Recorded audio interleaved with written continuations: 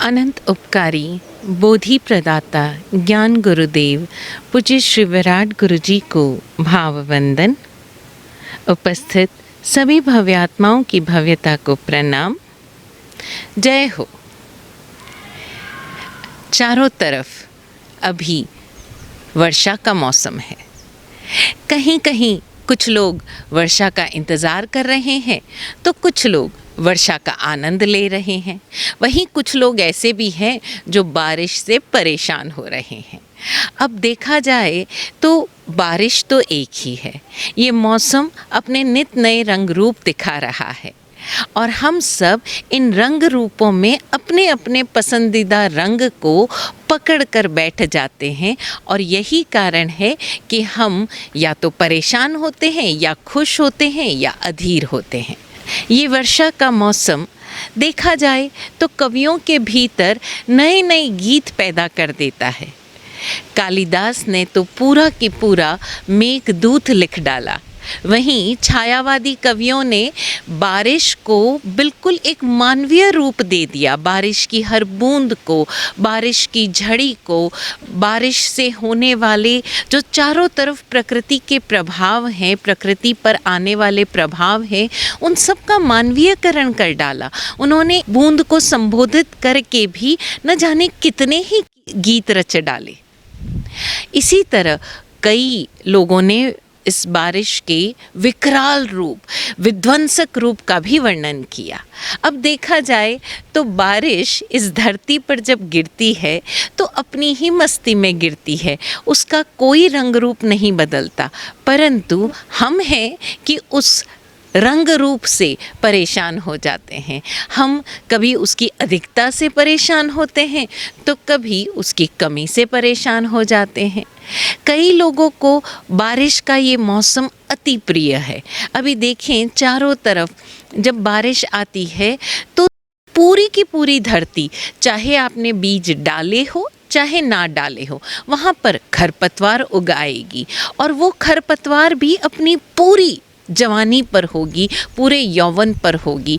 जो आप पहाड़ियाँ देखते हैं जो कुछ महीनों पहले गर्मी के मौसम में बिल्कुल मटमैली सी, भूरी सी आपको नज़र आ रही थी, ऐसे जैसे गर्मी में झुलस गई हो, अब जब आप उन्हें देखते हैं तो चारों तरफ वो हरी भरी नज़र आती है। ऐसा लगता है बारिश ने मानो सिंगार कर दिया हो धरती का। और वहीं जहाँ जहाँ पर कुछ लोगों ने, कुछ समझदार लोगों ने उस धरती में यथा योग्य बीज बो दिए हैं, वहाँ पर वो कोंपलें फूट पड़ती है और बारिश उन कोंपलों को और अधिक न्यूट्रिशन देती है, पोषित करती है और वो धरती अनाज उगाती है। ना सिर्फ अनाज उगाती है बल्कि कई तरह के फल, फूल, सब्जियाँ, ऐसी ऐसी जड़ी बूटियाँ भी उगा देती है जो औषधि का काम करती है। अब यहाँ पर ध्यान देने योग्य बात ये है कि बारिश तो अपना काम कर ही रही है। वो तो धरती से उपजाएगी ही उपजाएगी और वो जो धरती है वो भी अपना काम कर रही है। आप उसमें कुछ डालो या ना डालो, वो उपजाएगी ही उपजाएगी। क्या ऐसा ही हाल हमारी अपनी मानस भूमि का नहीं है? हम अपने आप को चारों तरफ इस दुनिया की रेलम पेल में, इस बारिश के मौसम में देखें या ऐसे भी देखें, जीवन में बारिश तो होती ही रहती है। लोगों के बातों की, उनके कमेंट्स की, आसपास ज्ञान का भंडार, अब वो आपके लिए ज्ञान भी हो सकता है और वो आपके लिए अनावश्यक जानकारी भी हो सकती है। ये हमारे ऊपर निर्भर करता है कि हम अपनी इस धरती पर, मानस भूमि पर हम खरपतवार उगने दें या वाकई फल, फूल, पौधे उगने दें। अब वो जो बातें हमारे इस मानस भूमि पर घर कर जाती है वो हमें किस रूप में, किस तरह से पोषित भी कर सकती है और हमें पूरी तरह से जला भी सकती है। हम एक छोटा सा उदाहरण देखें। एक किंडरगार्टन यानी कि छोटे बच्चे, 4 से 5 साल के बच्चे या समझ लीजिए 6 साल के बच्चों के बीच में एक दिन एक महिला ने, या वो उसकी टीचर भी हो सकती है या उनकी केयर टेकर भी हो सकती है, उन्होंने ऐसे ही एक सवाल पूछ लिया, what do you understand by love? प्रेम से आप क्या समझते हैं? अब आप सोचते हैं 4 से 6 साल के बच्चे प्रेम प्रेम की क्या परिभाषा दे पाएंगे? लेकिन अगर आप उनकी परिभाषाएं सुनेंगे, किसी एक व्यक्ति ने उसका संकलन कर उसे प्रकाशित कर दिया, तो अगर आप उन परिभाषाओं को सुनेंगे तो हैरान रह जाएंगे। बहुत सारी, कोई 40 से परिभाषाएं वो प्रकाशित हुई होगी। मैं उनमें से सिर्फ 3 या 4 आपके सामने यहाँ पर बांटना चाहूँगी। एक करीब 7 साल के बच्चे ने कहा कि मेरी दादी माँ को अपने पाँव के नाखूनों पर नेल पॉलिश लगाना बहुत पसंद है और अब उन्हें आर्थराइटिस हो गया है, इसलिए वो झुक कर अपने पाँव पर नेल पॉलिश नहीं लगा पाती। तो मेरे जो दादा हैं, जिनकी एज लगभग 75 से 80 साल हो चुकी है, वो बड़े प्रेम से मेरी दादी के पाँवों पर नेल पॉलिश लगाते हैं। हालांकि वो कोई बहुत अच्छी तरह से नहीं लगा पाते, लेकिन मेरी दादी फिर भी खुश हो जाती है। और मेरे दादा आज भी, चाहे उन्हें खुद आर्थराइटिस क्यों नहीं हो गया हो उनके हाथों में, अब उनके हाथ कांपने लग गए हो, बहुत मुश्किल से वो ब्रश पकड़ पाते हैं, लेकिन फिर भी वो मेरी दादी के पाँवों पर नेल पॉलिश लगाते हैं। This is love. एक दूसरे बच्चे ने, जो करीब 4 साल की लड़की होगी, उसने कहा कि आपको पता है प्रेम क्या है? मेरी जो दीदी है ना, वो अपने सारे के सारे कपड़े मुझे दे देती है और फिर उन्हें बाज़ार जाना पड़ता है नई कपड़े खरीदने के लिए। मेरी दीदी मुझसे बहुत प्यार करती है। एक दूसरे बच्चे ने, जो करीब 5 साल का था, वो बोला कि जब आप किसी को अपनी सारी गलतियां बता सकते हो और उसके बाद भी जब आपको डर लगता है कि हाँ, वो मेरी सारी गलतियां जान गया, वो मेरी सारी बुराइयां जान गया और उसके बाद अब वो मुझसे प्यार नहीं करेगा, अब मेरे घर वाले मुझसे प्यार नहीं करेंगे, लेकिन उसके बाद भी आप हैरान हो जाते हो कि वो आपसे प्यार करते हैं और सिर्फ प्यार ही नहीं करते, अब ज़्यादा प्यार करते हैं। इसे मैं कहूँगा प्रेम है। This is love. एक और बच्चे ने कहा कि जब आपको पता है कि किसी ने आपको हर्ट किया है, किसी ने आपको दुख दिया है, कुछ बोला है, आप उन पर चिल्लाना चाहते हो, गुस्सा करना चाहते हो, लेकिन आप गुस्सा नहीं करते हो क्योंकि आपको लगता है कि अगर मैं गुस्सा करूँगा तो उसे बुरा लगेगा। This is love. अब ज़रा देखिए, ये 4 से 6 साल के बच्चे, जिन्हें कोई ज्ञान नहीं है, जिन्होंने कोई फ़िलॉसफ़ी नहीं पढ़ी है प्रेम की, कोई बड़ी बड़ी बातें नहीं पढ़ी है, लेकिन अपनी नज़र से अपने आसपास के लोगों को देखकर प्रेम को महसूस किया है। उन्होंने जाना है कि प्रेम क्या है। अगर आप और हम शायद अपनी बुद्धि से देखते तो हम उस बुज़ुर्ग दादा को अपनी बीवी के पाँव पर नेल पॉलिश लगाते हुए, शायद कुछ लोग उन्हें जोरू का गुलाम कहते। उन्हें लगता क्या आदमी है कि इस उम्र में अपनी बीवी के पाँव पे नेल पॉलिश लगा रहा है, उसकी गुलामी कर रहा है, लेकिन उस बच्चे को उसमें प्रेम नज़र आया। एक लड़की जो अपनी छोटी बहन को अपने सारे कपड़े देती है, उस छोटी बहन को अपनी उस बड़ी दीदी के कपड़े देने में प्रेम नज़र आया। शायद कोई दूसरा व्यक्ति हो, समझदार, सो कॉल्ड दिमाग से सोचने वाला, उसे लगे कि ये प्रेम नहीं है, वो उसे इन्फीरियर समझ रहा है, वो उसे हीन समझ रहा है, वो उस पर दया कर रहा है, इसलिए अपने कपड़े दे रहा है, इसमें उसे प्रेम नहीं नज़र आएगा।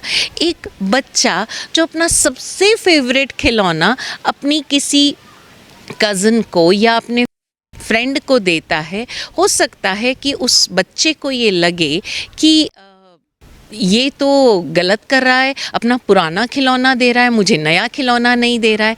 लेकिन जो वाकई प्रेम को समझेगा, उसे समझ में आएगा कि वो अपना प्रिय खिलौना दे रहा है, नए और पुराने की बात नहीं है। यही प्रेम है और यही दृष्टि हमें अपनानी है। ये 4 मास का समय, ये वर्षा का समय हमें अवसर देता है। प्रति क्षण हमारी नज़रों के सामने ये पूरा की पूरा माहौल है, ये प्रकृति है जो ऐसी ऐसी जगहों पर कोपलें फोड़ रही है, ऐसी ऐसी जगहों पर वो छोटी छोटी नन्ही नन्ही पत्तियाँ उभर कर आ रही है जो हमें जीवन जीने का संदेश दे रही है। और हम हैं कि अटके बैठे हैं अभी तक कि 10 साल पहले हमारे उस मित्र ने हमको धोखा दिया, हमारे पेरेंट्स को हमारे लिए ऐसा करना चाहिए था, उन्होंने नहीं किया, मैं जीवन में इसलिए आगे नहीं बढ़ पाया क्योंकि मुझे सहयोग नहीं मिला, या कि मेरे फलां फलां जो कंपेनियन है उसने उस मौके पर मेरा साथ नहीं दिया जब मुझे उसकी सबसे ज़्यादा ज़रूरत थी, मेरे बच्चे मेरा कहना नहीं सुनते, मैंने अपने पड़ोसी के लिए इतना किया, बदले में कोई मेरे लिए कुछ करता क्यों नहीं, मैं सबको इतनी अच्छी राय देता हूँ, एडवाइस देता हूँ, सबने अपने जीवन में इतनी ऊंचाइयाँ हासिल कर ली और आज जब मेरी बारी आई तो कोई मेरा साथ नहीं। ये हम पर डिपेंड करता है कि हम अपनी इस मानस भूमि पर खरपतवार उगने दें या फूलों की, फलों की, औषधियों की, ऐसी ऐसी सुंदर सुंदर अनाज या सुंदर सुंदर फल फूलों की हम कोपलें फूटने दें। इस बार इस चातुर्मास के समय में, क्योंकि ये चातुर्मास का समय उपजाऊ है, ये चातुर्मास का समय जनन का समय है, ये स्वाभाविक रूप से हमारे भीतर एक नवीन जीवन को जगाने की दृष्टि देता है। हम उस दृष्टि को बदलें, हम अपने भीतर से ये जो एक काई जम गई है, हमने जो एक सीमेंट की परत जमा दी है और उस उपजाऊ धरती को छुपा दिया है जो प्रगति कर सकती है, जो हमारे जीवन की दिशा को बदल सकती है, हम उस परत को अपने ऊपर से हटाएं और इस प्रकृति से प्रतिक्षण सीखें, इस प्रकृति को अपने भीतर जन्म दें। पूज्य विराट गुरुदेव तो इस बारिश को सतगुरु से जोड़ते हुए कहते हैं कि तू सतगुरु सत्य सनातन सार, जो बारिश आई सदा बहार। सतगुरु की दृष्टि प्रतिक्षण हम पर कृपा बरसा रही है, लेकिन हम हैं कि अपने डरों में, अपने द्वंद्वों में, न जाने लोगों के किस किस कमेंट्स में उलझे पड़े हैं। तो आइए इस वर्षा ऋतु के साथ हम भी संकल्प करें कि अपनी इस मानस भूमि का जो कचरा है वो हम इस बरसात के साथ पूरी तरह बहा ले जाने देंगे। हम इस बरसात में अपने भीतर की सफाई करेंगे, पूरी तरह से क्लीन करेंगे। कोई भी शिकायत आई बारिश के साथ बहा देंगे। कहीं भी मन में आया कि फलां ने ऐसा कुछ किया, किसी पर कोई भी ब्लेम आया, हम उस ब्लेम को बहा देंगे। इस बारिश के मौसम को प्रैक्टिकली, फिज़िकली भीगते हुए इस बारिश के मौसम में हम अपने अंदर के इस मानस भूमि को भी भिगाएं और कहीं न कहीं अपने आप को तैयार करें कि इन 4 महीनों में हम गुरुवाणी को अपने भीतर प्रश्रय देंगे। उस बारिश की ही तरह हम अपने भीतर उस कोपलों को फूटने देंगे, लेकिन खरपतवार की नहीं। उस खरपतवार को तो हम जगह ही नहीं देंगे, क्योंकि जहाँ खाली भूमि होगी प्रकृति अपना काम करेगी ही। तो क्यों ना हम ज़रा से एफर्ट्स लेकर अपने भीतर के इस कचरे को बहाने में इस प्रकृति का सहयोग लें और इस प्रकृति को धन्यवाद दें। जब हम धन्यवाद के इस फ्रीक्वेंसी पर आ जाते हैं तो चारों तरफ से हमें ऐसे निमित्त मिलेंगे ही जो हमें सहयोग करेंगे हमारे जीवन को आनंदमय बनाने के लिए। जय हो, ऐसा ही हो। ओम शांति।